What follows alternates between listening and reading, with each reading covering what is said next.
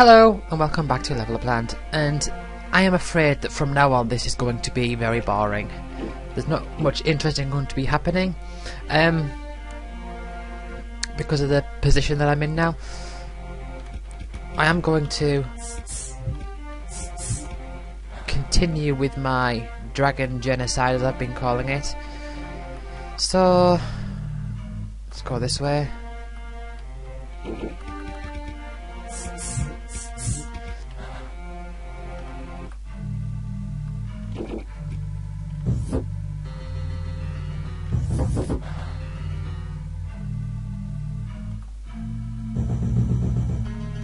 Yeah, whatever. Damage is so little at this point. Yes. Didn't have to use another repel. Right, okay. So, but this is just going to be it now.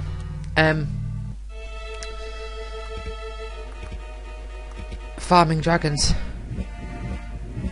1, 2, 3. 1, 2, 3. And attack until 60,000 and then death. So I got 130 deaths from when I was farming that basilisk last time. So that's, you know, it's plenty. Last time I managed to almost double my health as well, just from farming these dragons. I say just from farming the dragons, but it's not something that's meant to be quick and easy. It's meant to be a thing that is meant to be hard, because, you know, it's the final boss.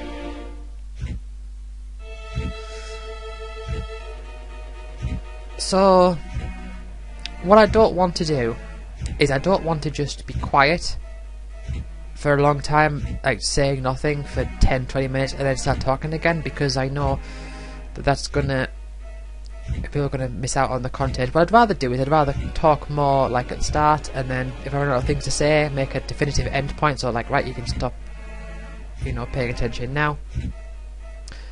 Because really it's nothing else is left to comment on gameplay wise at this point, especially when I'm doing this, because it is just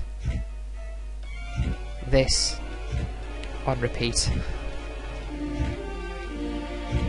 You know, same thing, 3 twists, 3 blasts, and then when it gets to 60,000 shield, when I get to 60,000 shield, use a death.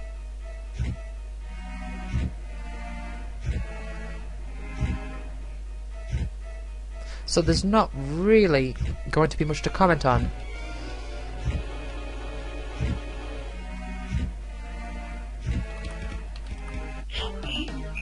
I mean, what minor things will there be to comment on? Like, oh look, 30,000 broken, 30,000 health. Well, it's not much. I won't get to 40,000. I don't think. But yeah, the next big event in this whole endeavour is going to be when I run out of twists and blasts, which will involve me going to farm more chimeras. So really, there's nothing to talk about apart from, I mean, I could just use this time just to talk about random stuff, but I think it would be very out of place to do it now. Because like I said before, we are in the, what I'm calling the vanity portion of this playthrough now. As in, there's no reason to do this other than for the fact of having done it, or should I say, well, no, that's it really, having done it.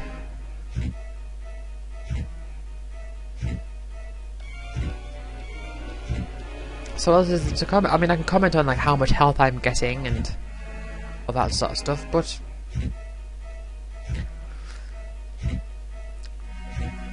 I suppose I could take this time to talk about things a bit more generally about the game. About like the development of it. That could be interesting. I suppose this would make a good backdrop to that situation, and if I wanted to down the line make another thing where I am talking about this game, then I can talk about it again. So, oh, death.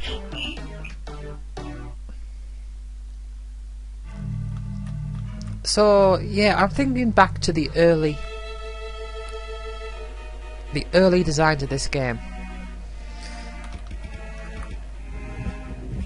1 on 3 twists, 3 blasts, and attack. Yeah, and I think back to the early designs of this game. The scope was a lot smaller, I suppose. Like if you imagine, because the way it is now with all the different caves and the swamps and just the way that the map's laid out. I remember initially in my initial I remember I had 2 initial designs. I don't know which one came first, but I remember it just being like one field where there was a beach from the top, which would have been the pier, would have been at the top left corner, and it was just like a field with like a mountain in the middle of it and swamps to the south. And I remember I have a vague memory of like I wanted to make it so that you could extract spells from enemies, and I remember thinking like, oh, the basilisk is going to be when you get so far south there's just a wave, like a soft lock from you getting any further. But I don't really remember what the overall goal was. I don't think I had this idea of killing a dragon, but I did have this idea of, you know, you get spells from different enemies, and you know, enemies have different behaviours and techniques and all that. And then when I sort of developed the idea, what eventually became that first field with the where you find the falcons for the first time, with the swamp in the weird like shape that the swamp's in. I remember my initial design for that was that was going to be a significant portion of the game, or a significant portion of the map, much more than it is actually, where it was the case was going to be that you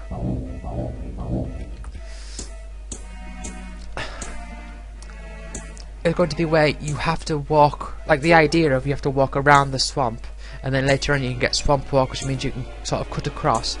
I had that, but I imagined that to be much larger scale and a much larger like portion of the game, rather than just being like this little field. And I think my initial working title for the game, I think I had this idea of calling it Super Grind Man, and I was like, that's a terrible name.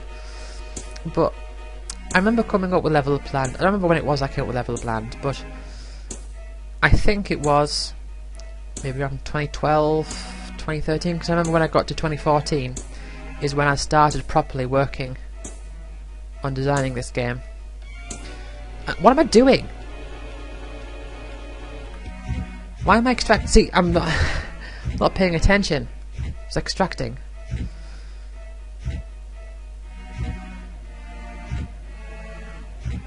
Well, I managed to get an Inferno.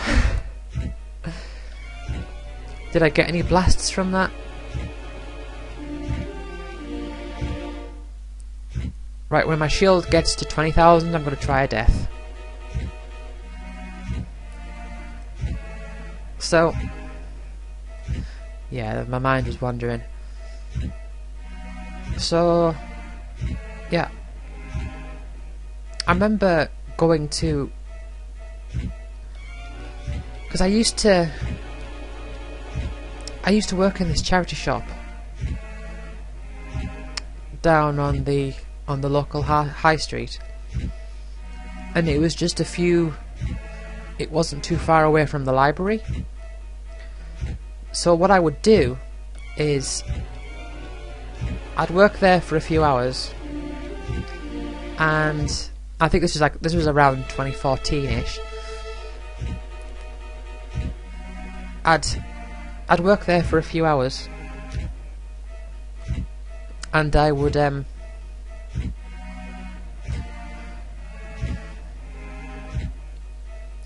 go to the library straight afterwards, and I have a vague memory of it being quite dark, so I imagine this being like maybe February or October or something, like not like December darkness, but maybe like around the general winter months. And when I finished, it was about 4 or 5 o'clock at the charity shop. I'd go straight to the library, which has been refurbished since then. But it was quite a nice little, it was quite old-fashioned at the time. And there was like 4 computers there. There's 4 computers now, they're just arranged differently. So let's make sure I'm doing this right. 3 twists, 3 blasts, and attack. Yeah, so I used to go on one of the computers there, and I remember it was quite cosy because it wasn't like modernised. When it was refurbished, it all got modernised. And it's still a nice place, but it was like it had the wooden door, with the glass windows on it. And there was like two computers facing one wall, and there's 2 computers behind facing the other wall, and I used the ones on the wall where the door was. And I think it was like a window like above, and you couldn't really see through or anything, but I used to just be there, and I can't remember if I used like a memory stick at this point, like a USB stick, or if I used Google Drive. But I remember I would use this opportunity to like work on the spreadsheet, so I'd like make the map, and eventually I would code everything, like code out the map and everything.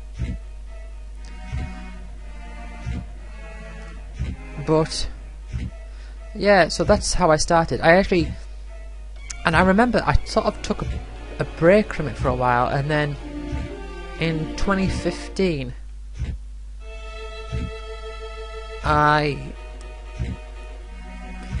so in 2015, in summer of 2015, I had just come out of hospital and I couldn't do much. So what happened was I would spend a lot of the time just working on this game. So yeah, a lot of my 2015 was working on this game, and I got a new job shortly afterwards. But in between those two events, I worked on this a lot, and it just became part of my daily routine.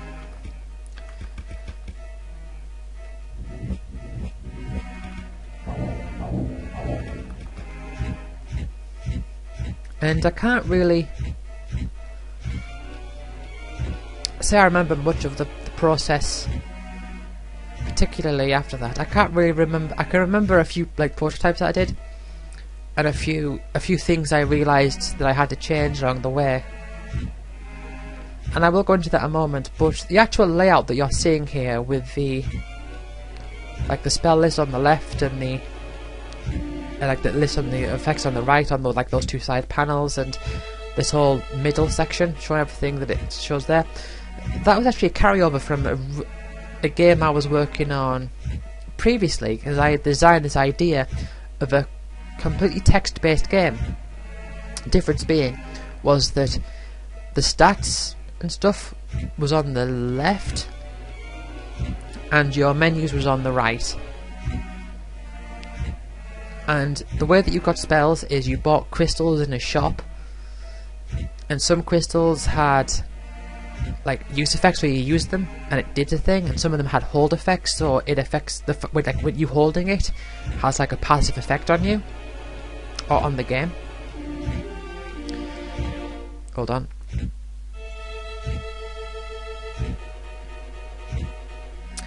So Yeah, and that was something I was working on in 2012, and my ability to properly work Game Maker was pretty bad.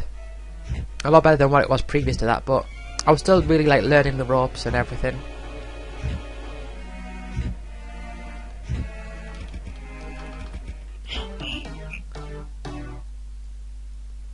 I feel like I've got a bit of not so much a cold, but you know when you've got like a bit of like phlegm, it's nasty. Right, hold on just one moment. Right, I'm back. What am I doing on heal?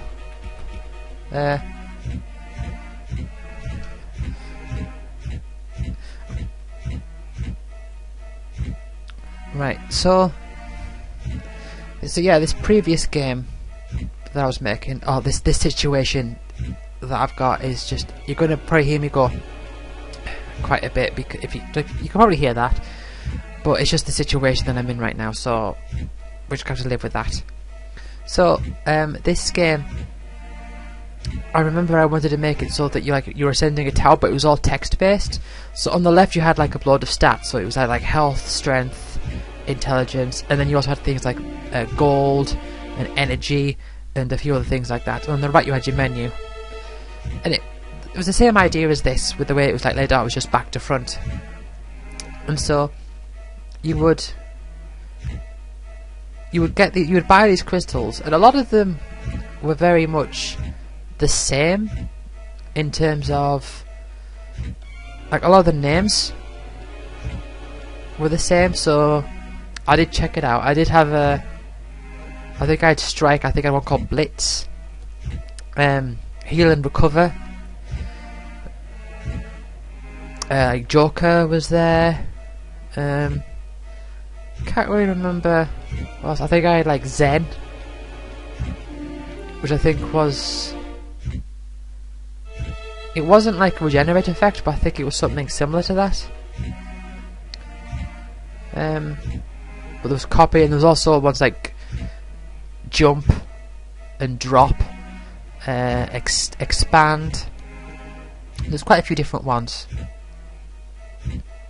but the idea behind the game was completely different. But I didn't get very far with it because it was a lot of work for what I wanted to do, and I didn't. It took me a lot longer to get the same amount of work done as what it would have taken. Anyway, I should be deathing. Oh. Didn't kill it.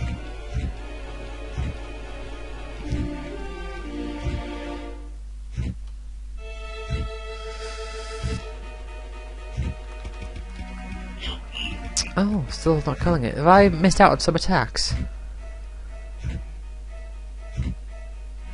I might have done. But yeah, I didn't really get very far with that. So some of the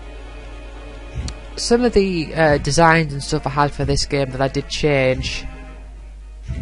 Some of the visual designs, which I actually have seen, like got images of and all that. So what is going on? I must have missed a lot of attacks.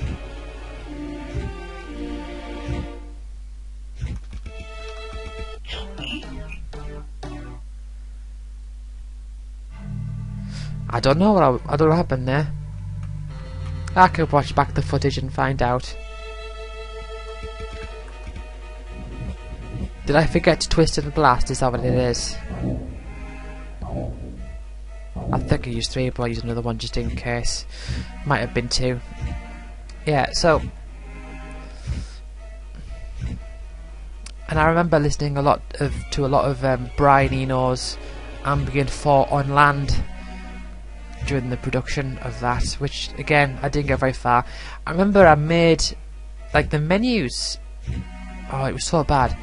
So the menus, like the way it works here, you've got the list of stuff and you've got that bar that represents your cursor. But what I did with that game was I had like an arrow that was incorporated into the text. So it was like a greater than symbol plus the text, and you moved up and down but I basically had like an if statement for every position of the cursor. So it's like if the position is number 1, then then do all this, like list all the things, and then if it's position number 2, then like rewrite it all again. It was really bad. But even still, that was an advancement of what I was previously able to do. But yeah, I was talking about certain things about the development of this game. 2 things that come to mind when I think about, well actually 3 or 4 things. When I look back at the initial designs that I mocked up in PowerPoint, the charge bar that goes up it wasn't there originally. What happened was, on the right panel there was a bit where it said actions, and that would just be like a number that goes up, and you can use whatever the number of actions is. So it would say 1 then 2 or whatever. Admittedly, this is a lot better the way it is here. It's a lot more contained and a lot more easier to digest, I suppose, because you can see it growing. Hold on, 3 twists, 3 blasts. So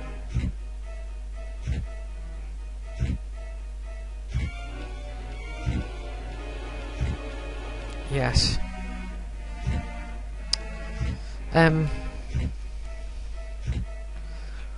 Yes, that's one thing I wanted to do. Another thing that I wanted to do but I didn't actually do because, well, I sort of changed my mind on it, but one thing I had in mind was that the enemy stats, which is enemy health, I was going to make it so that it actually displays the extractions there as well. I mean, there's not enough space for it, but I was going to have it so that you'd see like the 10 slots, and whenever you revealed a slot, it would like highlight. It would go from like unknown to either empty or whatever the spell is, which means you could uncover an empty slot by hitting the empty slot. I eventually decided against that. One reason being was that I wasn't really sure how to implement it. I think if I was to do it today, it would be a lot easier and I'd know exactly how to do it. Although there is obviously the question of space and everything.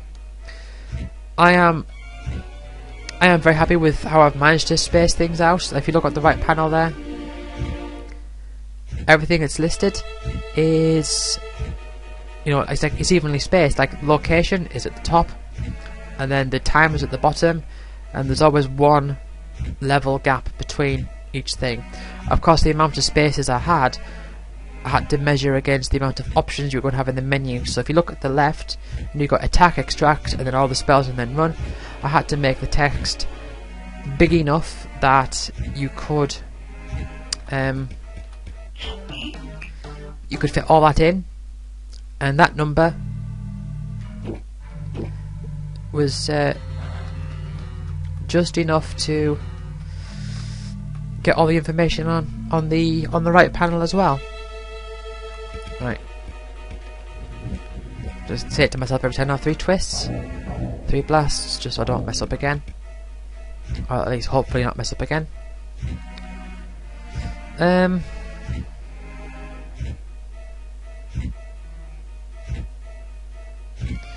So yeah, that was a few things. Also, the health bar and the shield bar. Now, I could have made it so that the bars don't grow when you raise them, so it's just the bar's there, and whatever the max is, that's represented by the length of whatever the bar is. And admittedly, that works better when the difference between the starting and the end has a wide gap. Sorry, a smaller gap. Because it has less to grow. So if you've got a game where you start with 1000 health and the maximum is 3000, you know, you only need to triple the size of the bar. It doesn't really make too much of a difference overall. But in this game, you start with 30 health and the end is 150,000. Now, I hadn't originally set myself on that number,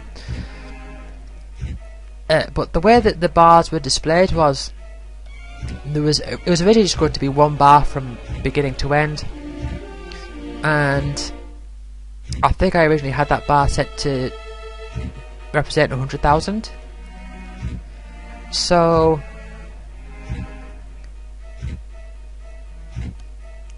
of course at 30 that's very low, and 500 for shield, that's also very low, which it still is, but you know, it's viewable. You can see it. Yeah, but the problem with having the bars at a static size, but the percentage of the length of the bar represents the percentage of the length of your health or shield. The problem with that in the context of this game is that it would be inconsistent between health and shield, because they don't grow at the same rate.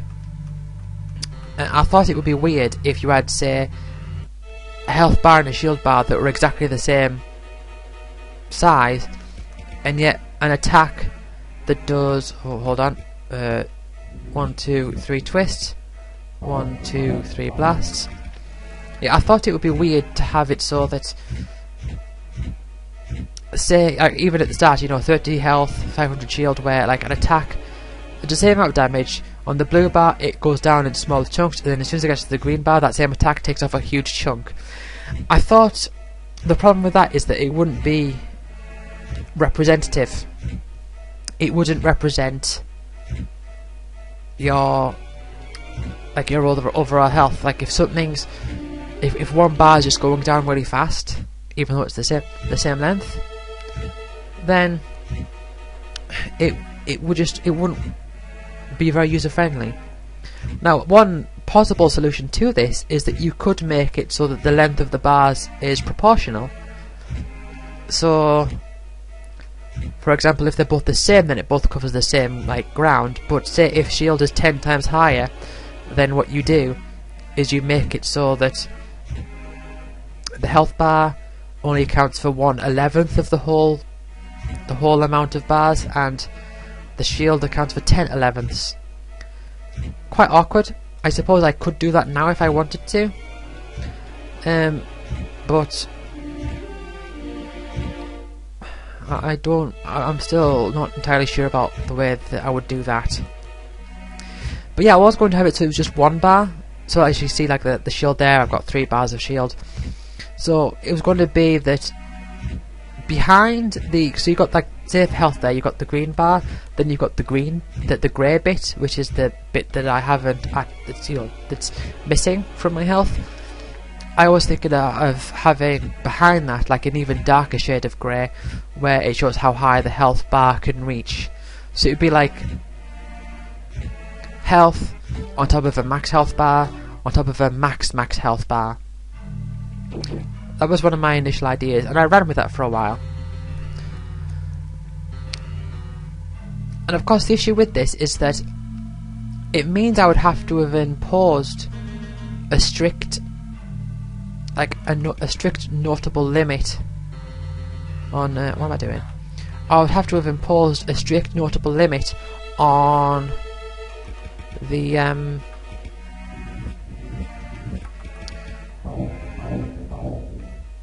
oh, what's it called? I say what's it called, I wasn't forgetting the concept, I was thinking of what I was forgetting what I was talking about. Yeah, so on the shield and the health, so like they're max 150,000. Now, I would have very happily made it so that the max health and the max shield was like 10 trillion. But with the bar being the way that it is, or the way that I, sort of like had to make it, did I twist in? I think I did.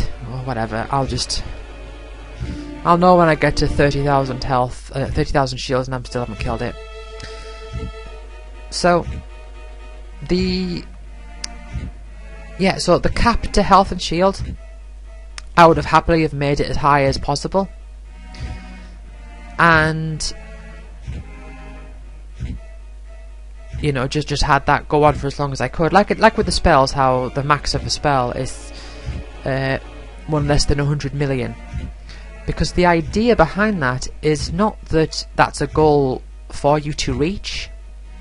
it's not a goal for anybody to reach. It's just a safeguard against the idea that what will stop you from raising a number is just the fact that you've got it so high. So, in my mind, and this is like a game design philosophy sort of thing, the max of a number shouldn't be just because it's high.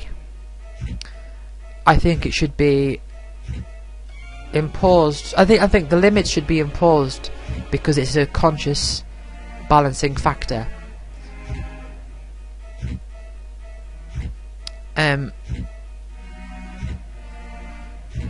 So say, like, if you get 1,000 strikes, for example, hypothetical, right? You get 1,000 strikes. The idea that you can get more strikes isn't a means of saying, haha, you failed to reach the max. It's a way of saying that just because you've got 1,000 strikes, that is not grounds for me to stop you from getting strikes.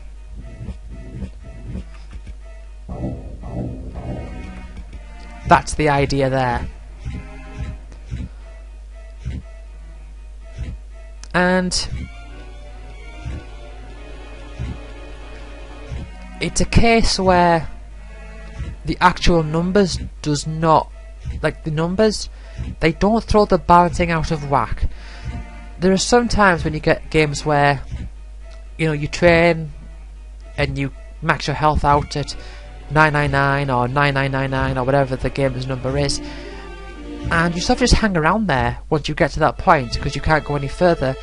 And those games, when you come across like the big powerful enemies and stuff, they're designed based on the idea that that is the maximum that you can get. If you make it so that having 5 times whatever the max is or 10 times whatever the max is would break the game, then that should be counterbalanced by how hard it is to get to that. So in this case here, we've got the 150,000 shield. Now if we think about this in terms of the scope of the game, not to the extent that I'm playing it, because like I said, I'm completely in the vanity portion of the game here. If we think about it in terms of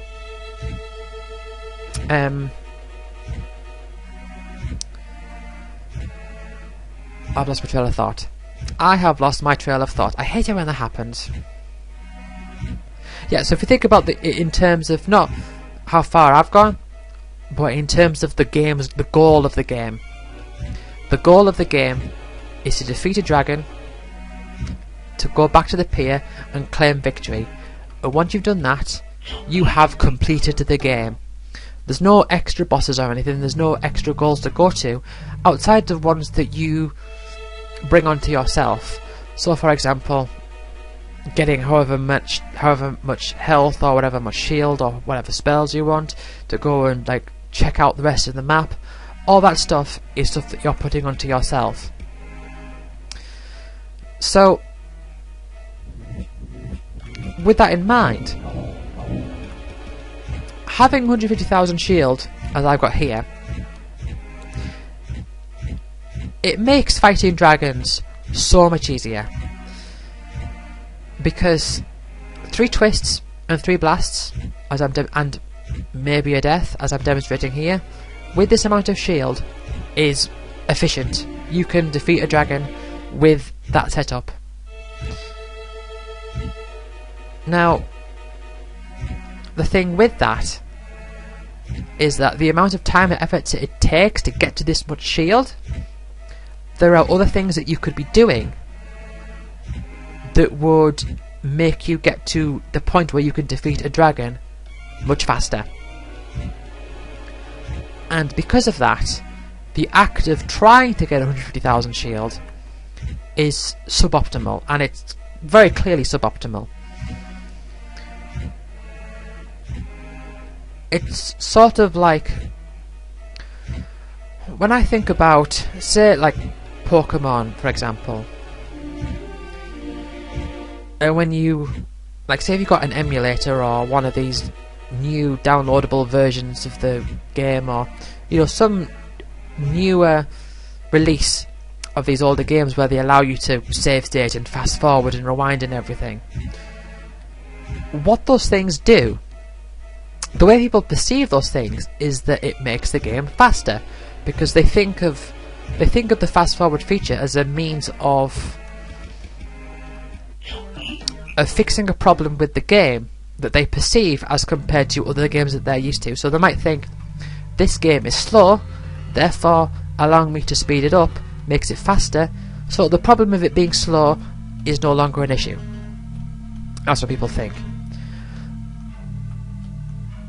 And people will justify it by saying, well, you're just grinding, so you might as well just do that. And the idea there being that, well, you're not dedicating any thought to it, so you might as well do it. I'm not saying don't use these things, because for one, who am I to stop you? And second of all, they released them with these features. It's not like you're getting grabbing a cheat device anyway. So it's not about the use of these things that I have a problem, as it is just the effect, the way that people don't realise how much of an effect they do have on the games. Because people will say, well, if you're just grinding, you might as well use it because it makes it faster. And that sentence has a conditional in it, and the conditional being, if you're just grinding. Now, part of the factor that would stop you from grinding in the first place is the fact that it takes so long. You could, at the very first town, on the way to the first town, in theory, fight Rattatas and Pidgey until you have a level 100 Charizard. Extreme example, but you can do it. But why wouldn't you? Well, the reason why you wouldn't is because once you've got to a certain level, the benefit that you're getting from doing that has huge diminishing returns.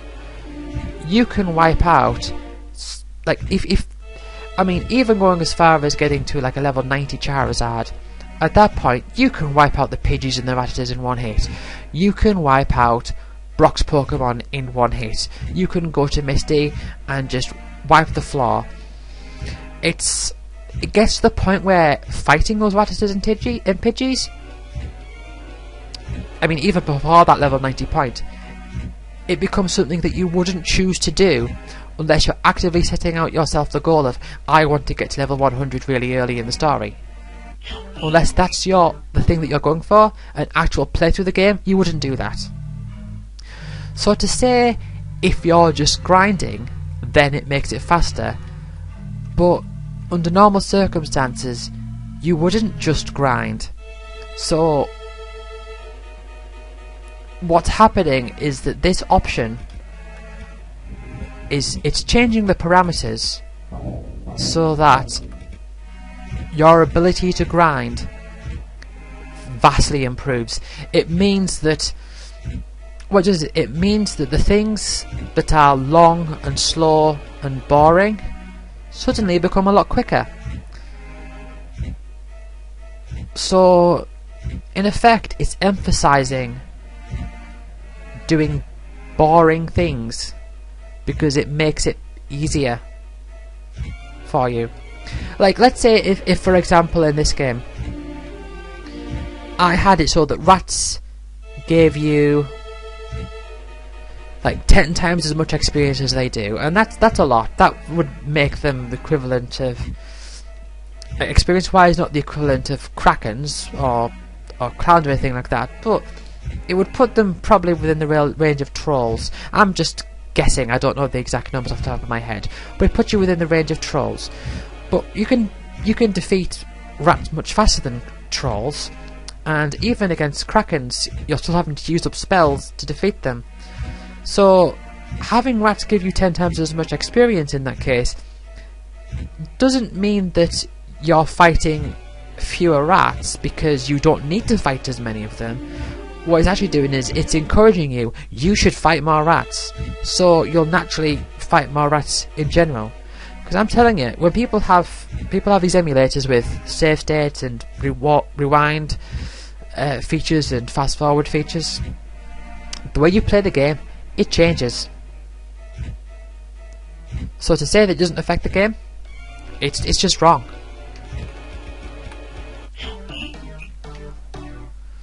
It's just an absolute incorrect statement to make.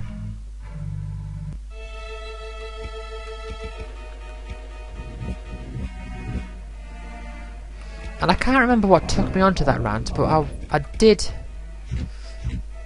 I was following that up from something I was saying previously. And I don't know what it was. What was I talking about?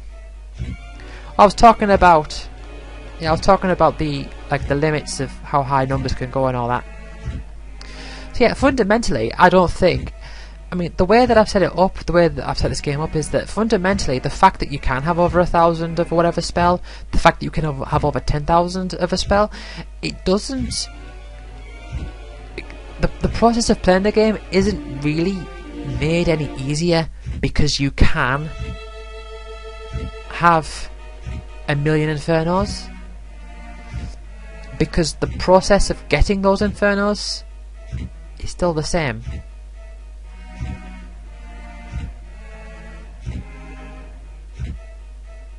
It's like if you said to a poor person, your bank account can. I feel I shouldn't really make a comparison where I'm talking about economics, because I know that's naturally going to be very controversial and people are going to assume I've got certain thoughts and beliefs behind things. But no, I suppose if you said to somebody, your bank account has the capacity to hold £10 million or whatever, $10 million, then that doesn't stop the fact that they won't reach that amount. It doesn't stop the fact that they still have to do what they do to earn the money that they get. Whereas I think if a game is set up so that there is a limit on things, I think that limit, and this is just a general rule as well, I think those limits and everything should be a purposeful decision. You could have, for example, a game where you can only hold 10 items at a time, ever, and you could have another game where your inventory can hold 1,000,000 potions, which I suppose is kind of like with this game here. You're not restricted to the maximum. You can get like 100,000 strikes if you really. I mean, you're not going to, but you know, the number it can just keep going up. As far as front-end purposes, it can just keep going up. And I think those two scenarios, one where you're limited to 10, and another one where you can have millions or billions or whatever, I think those two instances are instances that are purposefully decided upon as part of the game design. I think it's very much a case of when a game is and so many games have it where you can hold 99 of an item. I think there's a lot of cases where that's just how it is, because that's just how it is. That's just what games usually do. And to me, I think, well, why should it be 99? Is there a game design decision behind the idea that the player is allowed to use 99 potions before visiting a store, but they're not allowed to use 100 potions? Is there actually thought gone into that decision? Probably not. And this is, of course, putting aside the idea of technical limitations.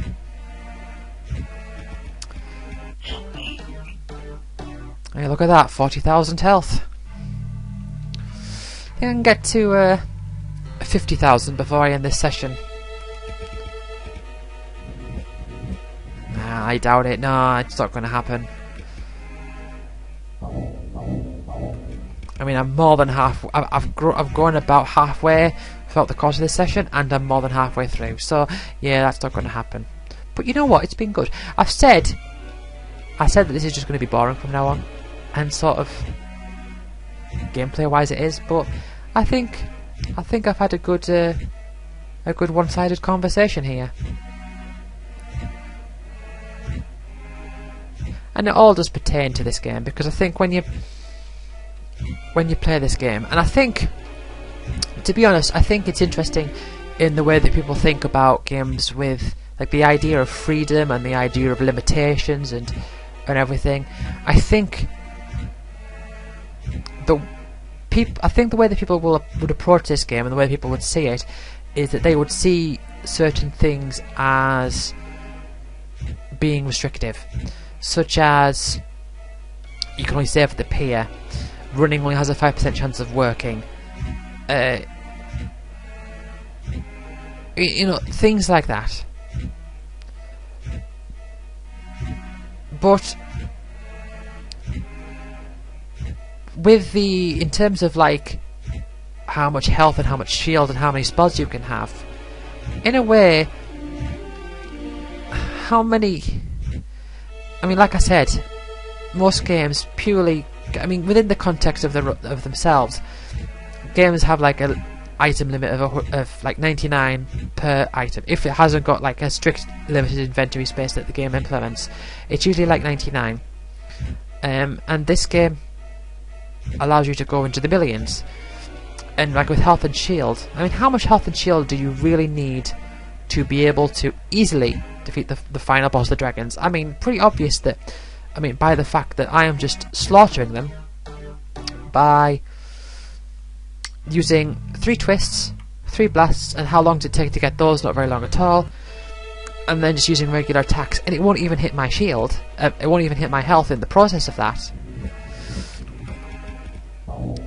That is a sign that you can become very powerful.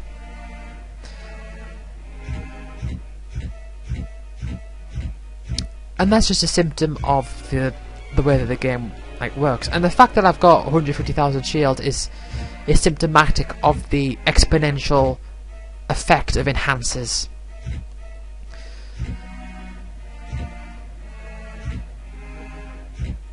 But like I said, if I could have found a way, it was awkward with like the way like the display with the bars and everything, but if there was a way for me to change the max shield to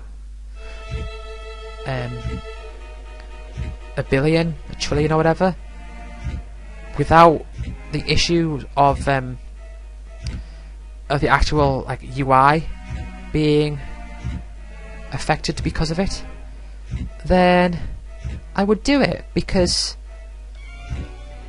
the question is in the context of this game, what is the harm of letting somebody at 150,000 shield get 150,001 shield?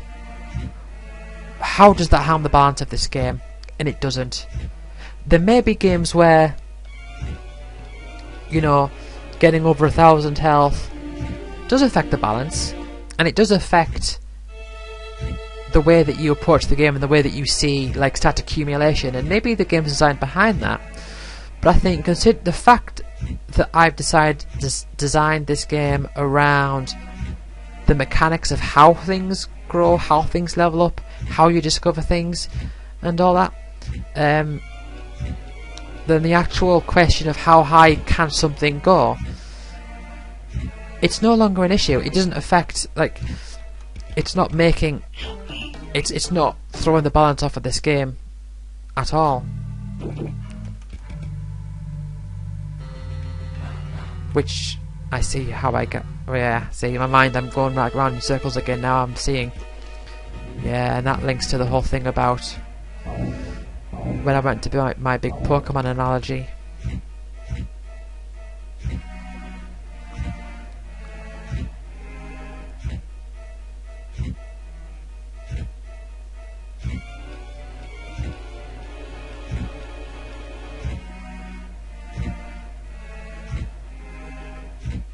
So yeah, despite being boring footage-wise, I think this has been very interesting audio-wise. commentary wise, I suppose.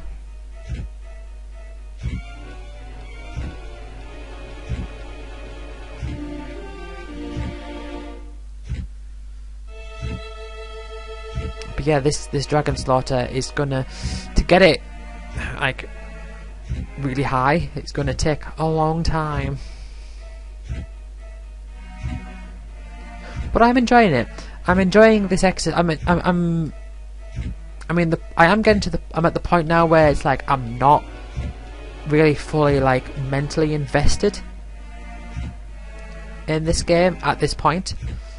But it's one of those things where I find it interesting still. I find it interesting in terms of just the concept of going beyond the limits of Level Up Land. Let's just seeing how far I can go, and just having this as like an ongoing project. I do find it interesting.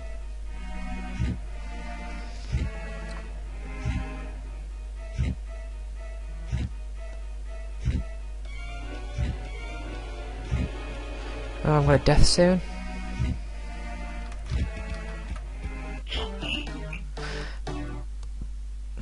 For some reason, I don't understand why I'm doing this, but the way I'm holding the button down, so I'm using like my, obviously for the arrow keys, I'm using my right hand, and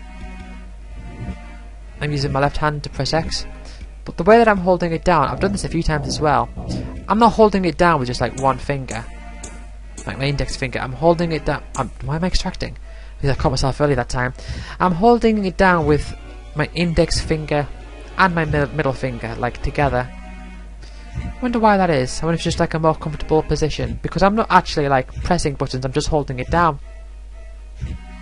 Yeah, and it's not like I'm farming a Chimera or an Eagle or whatever, where I can just leave the game and focus on other things, because I'm going to have to, you know, go and actively fight another dragon.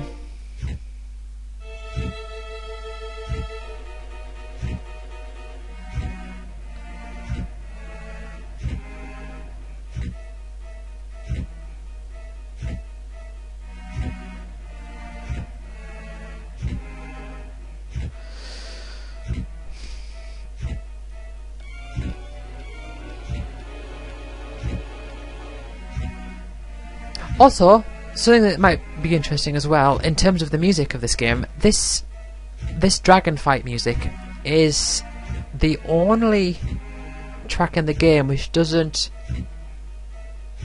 have two proper like loops. See, the start there goes, ah, and that doesn't appear again. So it gets to the halfway point, and then it goes the da da da da, and then it does that bit again. I'm just going to attack. Right, listen. Right. Dun dun dun dun dun dun dun dun dun dun dun dun. And at the end, it goes da na na. That only appears at the end of the two loops. It doesn't appear like at the end of the first loop, so it doesn't actually have two proper loops. If you just listen. If I don't kill the dragon.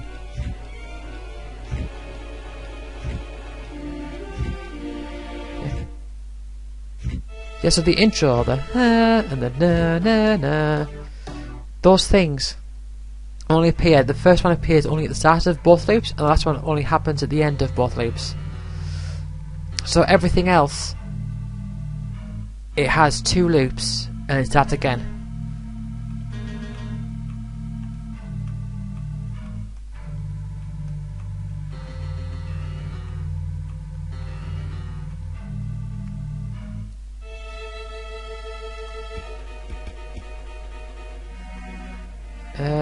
Yeah, twist.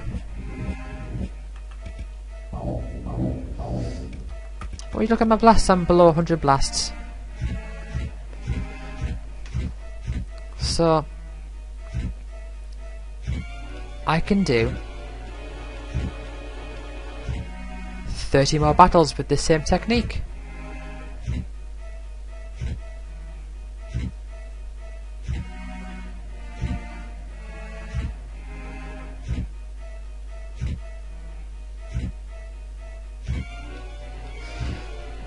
yeah. So my whole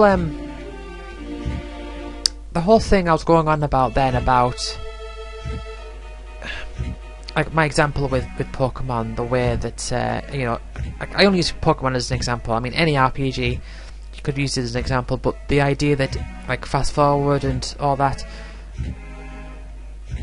how it only saves you time. I can't remember exactly how I got into that whole cycle of things, but that is a position that I've held for a long time. It's something that I've understood for a long time, and it's one of those things where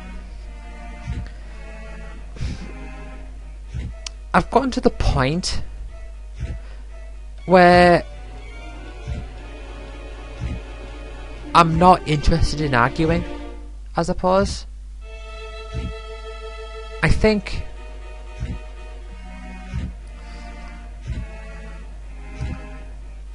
there's a lot.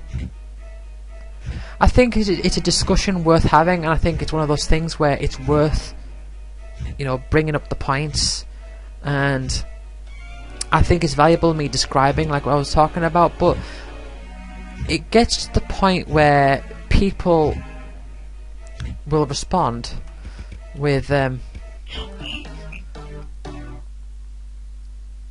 something like, yeah, but you don't have to use it, or, well, it's just saving you time. And I think at that point, when that happens, which is quite a lot, but when that happens, it's like, right, well, I'm not going to argue with you, because, I mean, what could I get?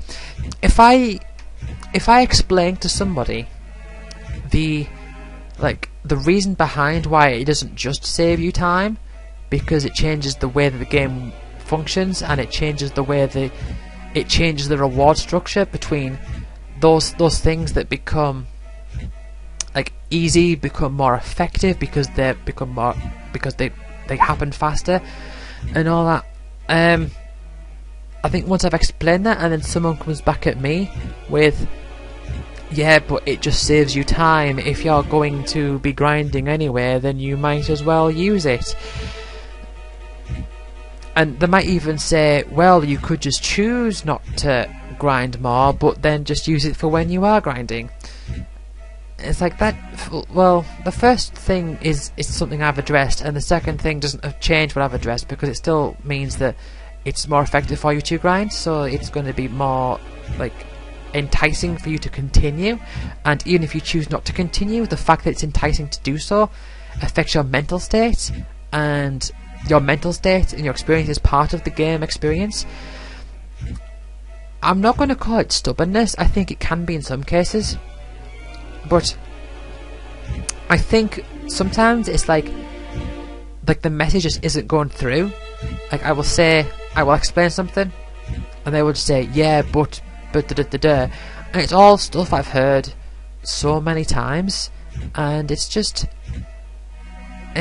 like, well, people are just going to be like that. I'm not going to argue. What is the point? I'd be repeating myself, and then they'd be repeating themselves.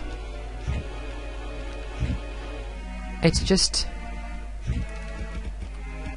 not worth it. I've had times in the past where people have said, and as I know this is like an age thing. I mean, I'm in my 30s. As I'm recording this, I'm in my 30s, and so, you know, you get passionate about things. So, like, let's just say, like RPGs, for example, or even just games, for example. When you get into something, you get passionate about it, and like the natural nature of discourse is that the more similar that you are to somebody else in what you like, then the difference is, like, you don't argue less, you just argue about more specific details. Like a typical example, I suppose, would be, two people are arguing Star Wars or Star Trek, what's best, like whatever, they'll argue, but then two people who both like Star Wars will argue about what film's best, and they'll disagree and have arguments. But then if you've got two people who both think the same film is best, they'll argue over the specifics of, oh, should this character have done this thing at this time? No, they shouldn't have. They should have done this. So they're still arguing. It's just arguing over more specific details. Like there's the. On one hand, I can, not that I enjoy it, but necessarily, but I can argue about people about whether like how a particular RPG mechanic works or something, and then with somebody else, I can end up in an argument about, oh, a game's good or are they a waste of time, and I just think it's not interesting. It's not interesting to argue about these things, because if people are saying that games are a waste of time, what can I do to persuade them otherwise? Like when Roger, I remember, I think I'm gonna go and fight one more dragon. I think I remember back in the day, when Roger Ebert was still around, and he made a comment about how games can't ever be as good as films or whatever, and this kicked off quite a big discussion. There was a lot of people who were trying to advocate for games, because he said I think he was saying that games can never be art. I'm like, right, okay. And I think people were trying to, I think people on the other side who were saying like, oh no, games are art, they were using, it's like they were trying to persuade him to look at something like Braid or Okami, or you know the typical examples of this is an art game, it's artistic, it makes you feel a thing. Brother Tales of Two Sons, which, yeah, I'm not fond of that game, but people will use these examples, and it's like, okay, well, if you were able, like, let's say hypothetically you were able to persuade him that the examples that you used were, like, did elicit the same, like, emotions that he could get from a film and the like, and he came to and he was like, oh, games can be art. What progress have you really made there? Because what you've ended up doing is you've given in to his notions of, it's like you're accepting his notions of like art and feelings and everything, to then be able to think of, well, there's an example of that within games. So what you're really convincing him of in that situation is that games are kind of like films sometimes, in a way. But I don't think what's interesting about games is that they are kind of like films sometimes, in a way.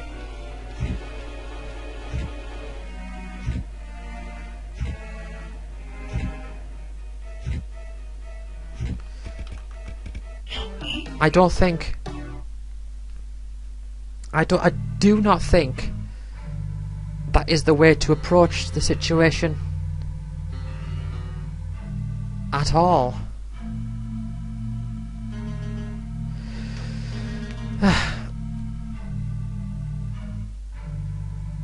Yeah, it's